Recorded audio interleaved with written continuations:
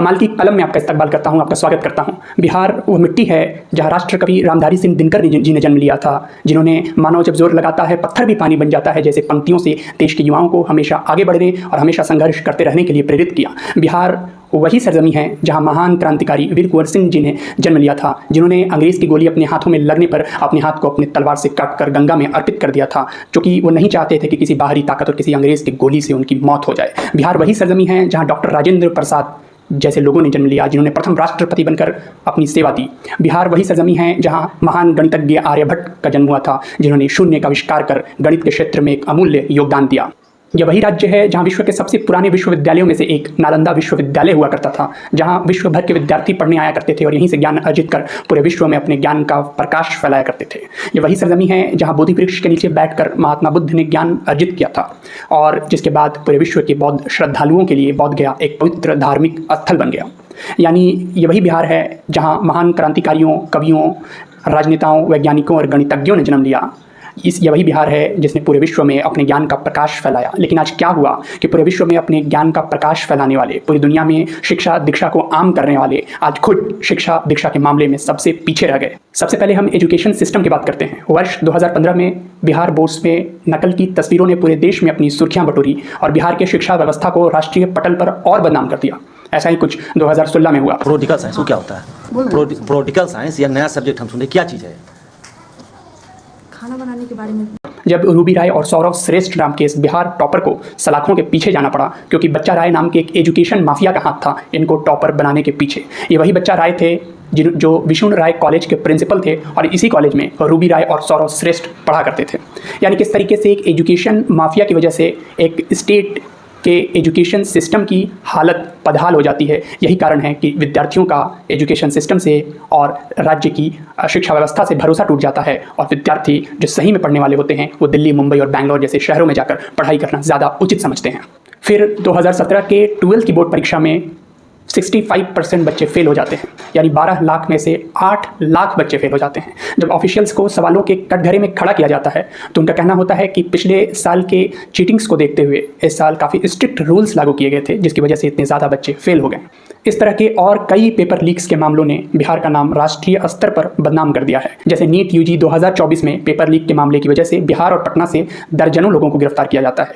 वर्ष 2020 में BPSC paper leak के मामले में कई लोगों को पकड़ा जाता है। वर्ष 2023 में बीपीएससी टीचर रिक्रूटमेंट एग्जामिनेशन में भी कई सारे लोगों पर आरोप लगाए जाते हैं और उनकी गिरफ्तारियां होती है। फिर वर्ष 2024 में भी बीपीएससी पेपर लीक का मामला प्रकाश में आता है, लेकिन आयोग इसे अफवाह घोषित कर देता है। इन मामलों के बाद बिहार सरकार ने एक सख्त कानून पास किया है और दोषियों को इसके अंतर्गत 10 साल तक की सजा और 1 करोड़ रुपए तक के जुर्माने की बात कही गई है। भारत की पर कैपिटा इनकम है 2.4 लाख रुपए, जबकि बिहार की पर कैपिटा इनकम है मात्र 66,828 रुपए, जो कि भारत के किसी भी राज्यों में सबसे कम है। भारत की 9% आबादी बिहार में होने के बावजूद भारत की जीडीपी में बिहार का योगदान है मात्र 2.75%।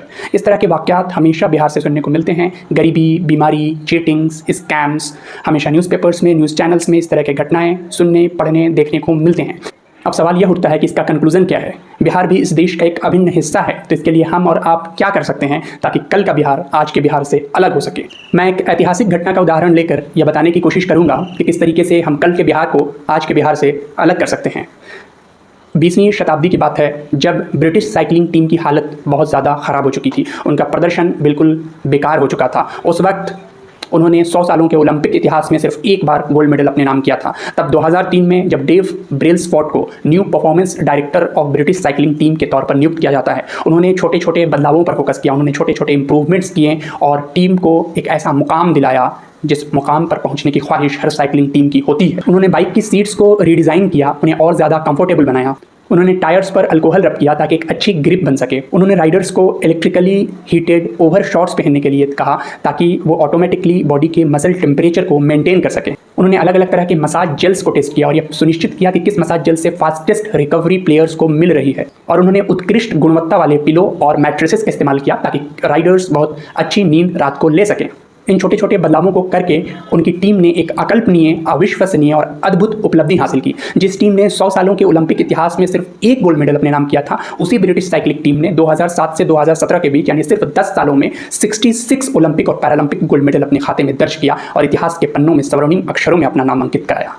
बहुत संभावना है कि आपके दिलो दिमाग पे यह सवाल उठ रहा होगा कि हम बिहार से बात की शुरुआत करते हैं और ब्रिटिश साइकिलिंग टीम की तरफ बात को घुमा देते हैं, आखिर मैं ऐसा क्यों कर रहा हूं। तो इसका जवाब यह है कि हम आज कल के बिहार को आज के बिहार से अलग बताने की कोशिश कर रहे हैं। इसलिए हम इसी घटना का इस्तेमाल करते हुए और इसी इंसिडेंट को जेम्स क्लियर ने अपनी मशहूर किताब एटॉमिक हैबिट्स में लिखा और उन्होंने कुछ प्रिंसिपल्स की बात करी है और उन्होंने बताया कि किस तरीके से हम इन प्रिंसिपल्स को अपनी ज़िंदगी में शामिल करके अपनी ज़िंदगी को बेहतर बना सकते हैं, अपनी कम्युनिटी को और बेहतर कर सकते हैं। 4 प्रिंसिपल्स का हम इस्तेमाल करेंगे और इस 4 प्रिंसिपल को अगर एक बिहार के लोग, अगर हम और आप अपनी ज़िंदगी में शामिल करते हैं तो ऑब्वियसली हम एक बदलाव देख पा रहे होंगे। सबसे पहला जो प्रिंसिपल है वह है इम्प्लीमेंटेशन इंटेंशन, यानी हम हमेशा प्रोक्रेस्टिनेशन के शिकार होते हैं। हम हमेशा काम करना तो चाहते हैं लेकिन बार बार उस काम को टाल करके उसे बहुत आगे तक पहुंचा देते हैं। फॉर एग्जांपल, आपको किताबें खरीदने के लिए पटना जाना है, आप इम्प्लीमेंटेशन इंटेंशन के इस प्रिंसिपल का इस्तेमाल करके उस काम को बहुत आसानी से और जल्दी कर सकते हैं कि आप खुद से यह बात कह सकते हैं कि मैं कल सुबह को 6 बजे पटना जाकर किताबें खरीदूंगा। अब आपने क्या किया, अब आपका बिहेवियर क्या था, किताबें खरीदने का आपका टाइम क्या है, सुबह 6 बजे, और आपकी जगह क्या है, पटना। तो अब आपके लिए काम बहुत आसान हो जाएगा कि आप उस काम को कर लेंगे। इस लिस्ट में जो दूसरा प्रिंसिपल है वह है हैबिट स्टैकिंग। हैबिट स्टैकिंग यानी करंट बिहेवियर के बाद आपको अगला कौन सा बिहेवियर करना है। यानी अगर आप अपनी ज़िंदगी में एक आदत को शामिल कर चुके हैं तो उससे मिलती जुलती एक दूसरी आदत को अपनी ज़िंदगी में शामिल करना बहुत आसान है। फॉर एग्जांपल, अगर आप सुबह में चाय पीने की आदत है आपकी, आप अपनी ज़िंदगी में एक और आदत शामिल कर सकते हैं, चाय पीने के बाद 10 मिनट अखबार पढ़ने का। ये काम बहुत आसान हो जाएगा अगर आप हैबिट स्टैकिंग इस प्रिंसिपल का इस्तेमाल कर रहे होंगे तो। इस लिस्ट में तीसरा जो प्रिंसिपल है वह है टेम्पटेशन बंडलिंग, यानी combine the habit which you want to do with the habit which you need to do. जो आप चाहते हैं उसको उस चीज़ के साथ कंबाइन कर दीजिए जो आपके लिए करना ज़रूरी है। अब आपके लिए काम करना बहुत आसान हो जाएगा। फॉर एग्जांपल, नेटफ्लिक्स पर शो देखने के बाद मैं 2 घंटे पढ़ाई करूंगा। इस तरीके से आप चाहें तो प्रिंसिपल का यूज़ कर सकते हैं अपने हिसाब से। इस लिस्ट में चौथा जो प्रिंसिपल है वह मेक इट ईजी, यानी चीज़ों को आसान बनाएं। फॉर एग्जाम्पल, आपको किताबें पढ़ने का शौक है, आप किताबें पढ़ना चाहते हैं लेकिन पढ़ नहीं पाते हैं, तो आप अपनी किताबों को अपनी तकिए, अपने बेड पर, अपने स्टडी टेबल के आसपास रखें। जब आपकी नींद खुलेगी तो आपका ध्यान अलमीरा पर ना जाकर के आपका ध्यान आपके पिल्लो और आपके स्टडी टेबल पर तुरंत चला जाएगा और आप, हो सकता है, बहुत संभावना है कि आप किताब पढ़ेंगे। तो इस तरह के छोटे छोटे बदलाव करके हम अपनी ज़िंदगी को भी खूबसूरत बना सकते हैं और एक बेहतर समाज के लिए भी काम कर सकते हैं और कल के बिहार को आज के बिहार से बिल्कुल अलग बना सकते हैं। इन छोटे छोटे बदलावों से सिर्फ 1% अपने आप को और ज़्यादा बेहतर बना करके हम 37% अपने आप को बेहतर बना चुके होंगे 1 साल में। यह है जेम्स क्लियर का कहना है। तो हम इस तरह के छोटे छोटे सैकड़ों बदलावों को अपनी ज़िंदगी के हर क्षेत्र में ला करके एक बेहतर इंसान भी बन रहे होंगे और अपने समाज को भी बेहतर बना रहे होंगे और कल के बिहार को एक नया आकार दे रहे होंगे। जिनका ये कहना है कि सिर्फ हमारे और आपके चाह लेने से और इन 2-4 प्रिंसिपल्स पर अमल कर लेने से क्या होगा, इन 2-4 प्रिंसिपल्स को फॉलो कर लेने से क्या होगा। शायद वैसे ही लोगों के लिए कभी एहतिशाम अख्तर ने लिखा था कि शहर के अंधेरे को बस एक चिराग काफ़ी है, शहर के अंधेरे को बस एक चिराग काफ़ी है, 100 चिराग जलते हैं एक चिराग जलने से। बहुत बहुत शुक्रिया। कमेंट सेक्शन में बताएं कि आप क्या सोचते हैं बिहार के बारे में और सब्सक्राइब करना ना भूलें। शुक्रिया।